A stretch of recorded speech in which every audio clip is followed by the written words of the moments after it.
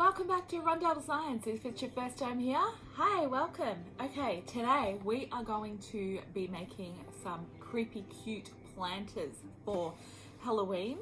So I have gotten this cool Halloween foot. I got this from the Reject Shop. If you're in the US, similar to the Dollar Tree store, I guess. It's a little cheapy shop. That's super cute. It was like $3, so I'm just gonna chop the head off there and we're gonna turn it into a planter. I've seen on Instagram when I was looking up quirky planters, and there's heaps of these gorgeous little doll head planters. Now this freaks my children out bad. They think it's the most awful idea, but I love it. Now, because we are still in stage 4 lockdown for COVID in Melbourne here, I couldn't go op shopping, so no charity shops are open. So all I did was just do a call out on my personal Facebook page to any friends that had any old dolls lying around that they no longer wanted. I got quite a few that way. These are two little guys. How cute is that? He's so creepy. And then I've got a couple of limbs as well. So I might do like little miniature hanging planter with these. Super easy. It's really not cost me much at all, and I'm just going to use succulents, which I have gotten cuttings of in friends and family's gardens. So let's get started. So I'll start with the foot. I'm just using a Stanley knife and we'll just cut around the top. So I just want to say, be really careful when you're using these Stanley knives because they are very sharp. If you're a child watching this video, definitely get your adult supervisor to do this part for you. Just one little slip get in like really badly. Another really important thing to do, which I didn't, is have a chopping board or some kind of protective cutting mat underneath your works. And that way, if you do slip, it's not going to damage your table. So always sort of work away from your hands. This material that the doll is made of is really stiff. Once I got that initial cut though, it cuts quite easily. It's just getting that initial cut. And then you can just trim it up to make sure that it's all nice and smooth and even and how you are happy with it looking. And now we're onto the hand. So same thing, just cut where you think you are going to have the plants coming out of. This one I realized I'd cut it a little bit too high because it will hang too sideways, so I've just gone in then and completely changed the direction, so that's much better.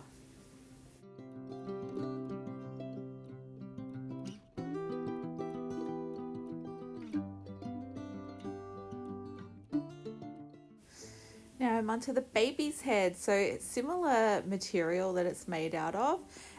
Again, it was super tricky to get that first cut in there, but once it's done, it was fine. Now what I would actually recommend is getting a pencil and just marking out the line where you're going to cut rather than eyeballing it like I have here. I feel like it would probably get you a smoother, neater edge the first time round instead of what I had to do, which was going and trimming it. And if you're not marking it, you could easily take too much off, and you don't want to take too much off. So this guy, when I opened it up, there was all these little tubes and stuff, which was an interesting find. So I'm just neatening up the edges here. So this guy actually must have been like a liquid taking baby, so maybe it cried as well by the look of it. So to free up some more space for the dirt inside there, I'm just going to chop those tubes off. I don't think that will matter at all. Who knows what you'll find in your doll's head? Okay. So that, now I can just, when I'm putting the dirt in, I can just move all that stuff to the side. So this one, I was going to cut it off here, but I quite like it just as is, like the whole body is just going to be sitting there with the plant coming out of its head. These guys, I'm going to put some, this is quite thick, this stuff, so I'm got to figure out how to put some holes in to make it a hanging basket, or I might even just get some twine and twirl it around the outside so I don't have to worry about holes. That's probably easiest. This little guy, it's going to just sit by itself, just like this. It's so creepy, the face, I love it. but because it has got that big hole in the bottom, what I think I might do is actually find a little vintage saucer to sit it on. And I was going to try and get this bit of fabric off, but I quite like it. It adds to the look, doesn't it? So now I have to try and cut through this head, which is really thick. I think once I get in, it'll be fine. So, and then we will be ready. So we've got our foot ready to go, our full body baby ready to go, a leg and an arm ready to go, and soon a smaller baby head ready to go. Okay, so doing this last little baby head, and I was right, this is a lot thicker. So it took me a while, but I got there in the end. You just have to keep pressing in that one spot. And then once it's cut, it's super easy. You have to just be really careful because it almost gets a bit slippery and you don't want that Stanley knife sliding out into you. So yeah, just please be careful if you're doing this.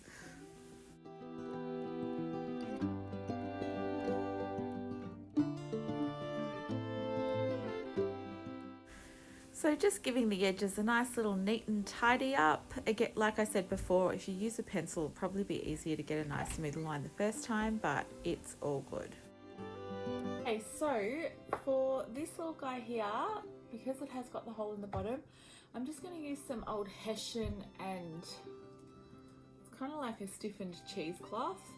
I'm just popping that in the bottom there, and that will help stop dirt coming out of the bottom.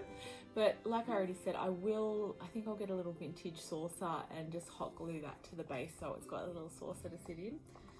So that one's ready for dirt now. Now it has got some drainage, so we won't need to put some little pebbles down the bottom. Now with these guys, I think what we'll do is literally just work out how long it's going to be. Then just twirl that around a few times. Make sure it's relatively even. So I'm going to see how this one goes just with it hanging just like that. And I think that will be fine because it has got that extra weight. I think that'll be fine to hang just like that. So we'll tie that at the top part. Now this one, I think what I will do is have the strings coming all around it like your normal hanging basket would have. So to do that, we will, I've tied it at the back there. Now what I'm going to do is actually get some hot glue. Might be able to just tuck it in. Ah, there we go. Okay, so I've got my 4 sides, and then I'm just going to, so I'm just gathering all those ends, tying a nice knot, and now we are ready to fill with dirt and plants. Let's go. Okay, we're out in the garage now, and I am going to fill these planters. I have got a selection of succulents that I've had waiting to use in my garden. I found some of these guys in a bag. They've been sitting in a bag for ages.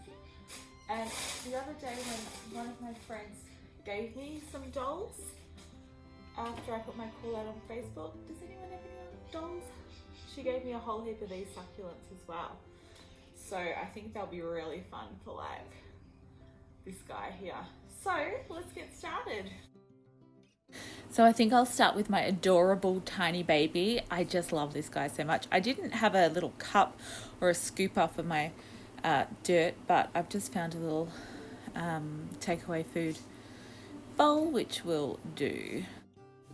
So succulents are perfect for this because you can literally just pop them into the dirt and they will just grow and thrive really easily. It's really hard to kill them. So perfect plant for your doll planters.